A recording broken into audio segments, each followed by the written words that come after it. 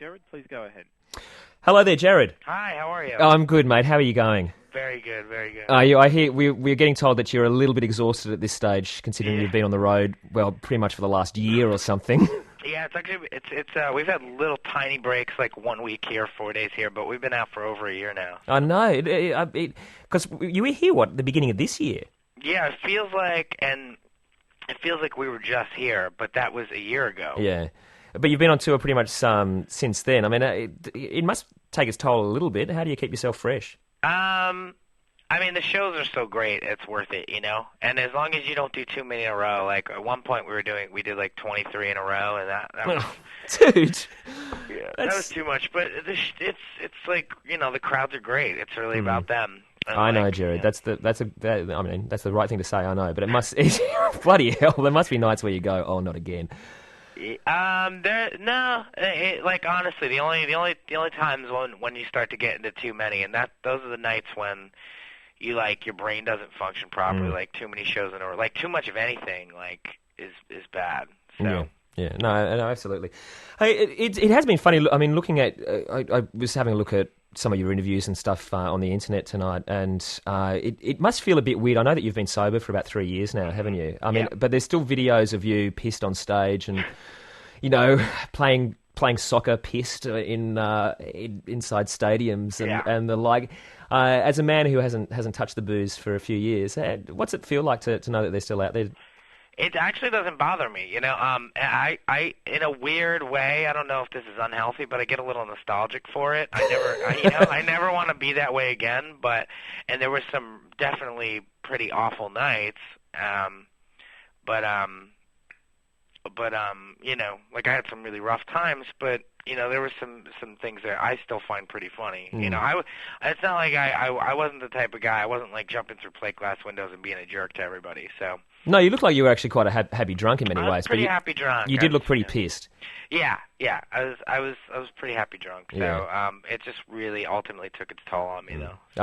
And do you drop your trousers very much these days now you're sober? Because it did happen in one of those videos when you were a bit drunk. No, I've gone back to buying pants that fit me, and that works a lot better for me. It's one of the perks of having a successful album, really, isn't it? Yeah. You can start off. You could basically, honestly, that's directly related to buying pants that fit you.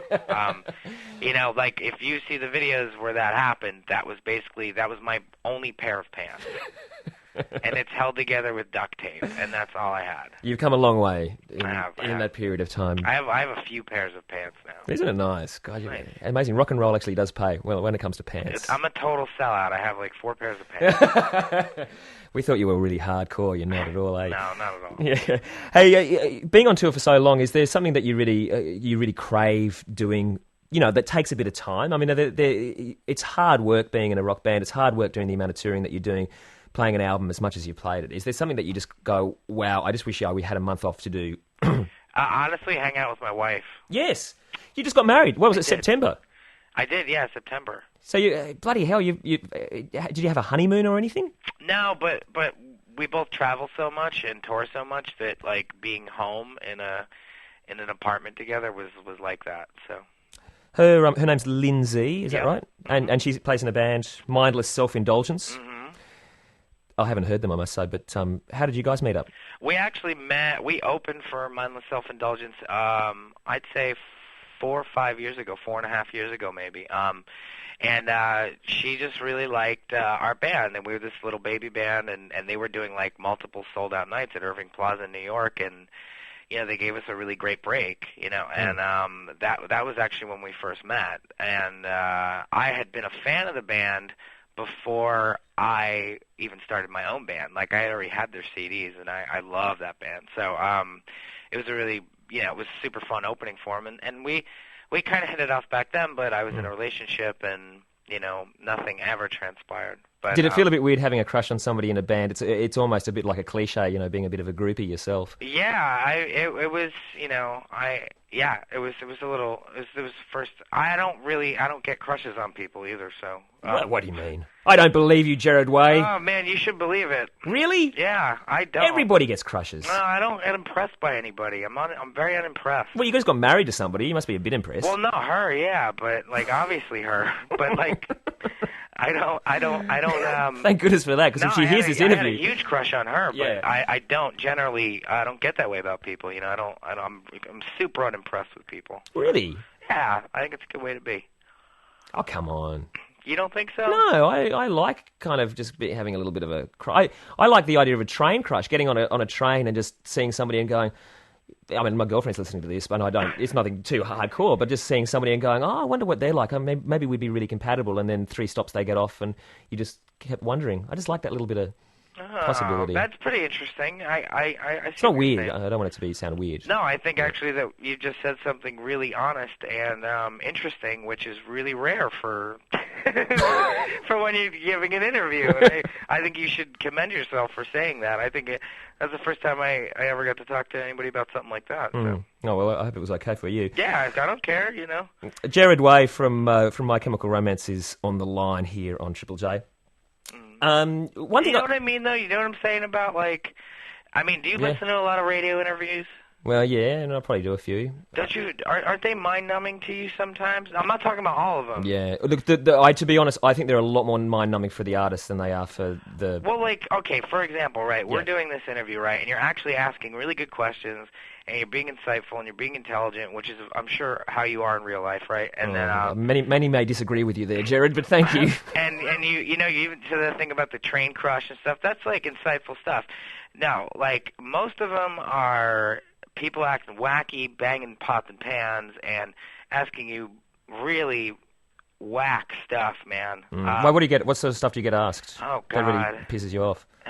Stuff about, like, eye makeup and just Marilyn Manson and just, like, the worst stuff you could possibly imagine. We did get warned not to ask about Marilyn Manson. I don't really care, but... I'm glad you don't care, because I don't care either, and that's the point, really. I just don't care, and so somebody will try to ask me about that, and I'll just be like, man, I just don't care. Like, what's your deal?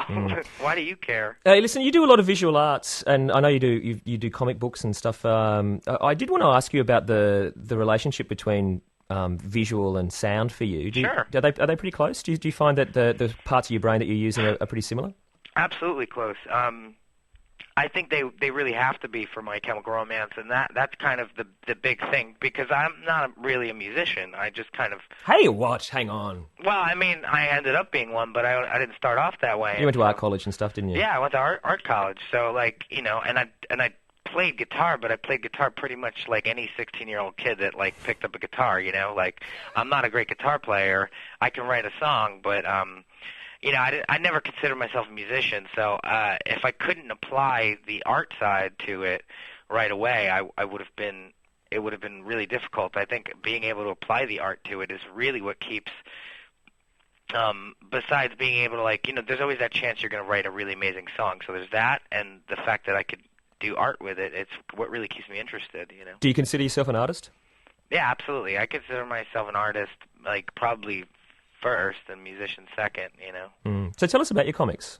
My comics are something I really love to do. It's really my first passion. I write a comic book called The Umbrella Academy for Dark Horse Comics. And it got published, didn't it? It got published. It's on issue 3 right now, just came out, just hit the stands. I actually think you guys get them in Australia, which is really cool. Yeah. And because it doesn't, you can't get it in a lot of countries, but you get it here in Australia, and so issue 3 just came out. Issue 4 should be hitting the stands next month. It's got 6 issues total, but then I'm doing another series of the same characters after that, and another one after that, another one after that. So is that one of your biggest thrills? I mean, you're in a global band these days that sells, you know, millions of records, and, you know, you're a part of this huge machine. You've got incredible success in your music side of life.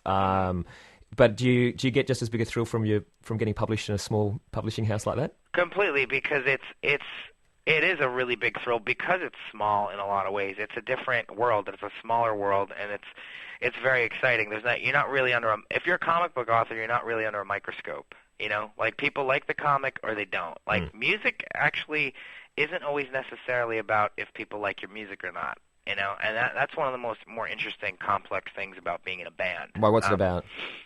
Well, sometimes it's about the music, and sometimes it's about whether people like your music or not, but sometimes, unfortunately, it's about whether people like the way you're dressed or not. And, I mean, like, you know, there's, like, a history of, like, I think really bad music or lousy bands being on TV or radio simply because of the way they look or who they are or whatever. And that so there's way more potential. Like if there's a bad comic out, it's not going to last. But there's a bad band, it could go on forever. It really could. We got Gerard Way from My Chemical Romance on the phone this afternoon. It is nice to have you back in the country after all this work.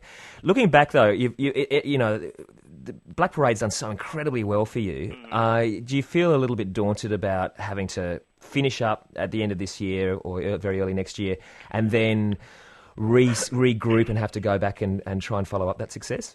That actually doesn't feel daunting. The prospect of a new piece of music doesn't feel daunting. I think if we had to live inside the Black Parade for a longer amount of time than we've planned, that would be daunting. I think if there was no light at the end of the tunnel, so to speak. You're in a band. Here's the thing. It's different than it used to be. You were a musician back in the day. You were in a band. You would make a record, and then you would do one tour, and then a world tour, and then you come back and make another record. Music industry is not what it was, so you have to tour, I'd say, double the amount of time. So you're actually cutting down on the work you could actually put out. You're a band, you want to write songs, you want to play them live. And you can't write on tour? You can write on tour, and you can play them live sometimes on tour, but you can't put anything out there in the universe, so to speak, in a recorded sense. And being a musician or an artist is about putting something out there in the universe, putting an idea out there, And you can't really totally do that when you're always touring on one record. So I think it's totally the opposite of daunting. We're dying to make something else. I think we'll take a break for a change, and I think it'll be a while before it comes out, but we're dying to make it, so... Gerard, it's been such a pleasure talking to you, mate. All the Thank best. You. Yeah, enjoy the rest of your tour, wherever it takes you, and we'll look forward to hearing some new stuff from My Chemical Romance. Thanks a lot, man. I had a great time in this. Me too. Thanks heaps, Gerard. Bye-bye. See you, mate.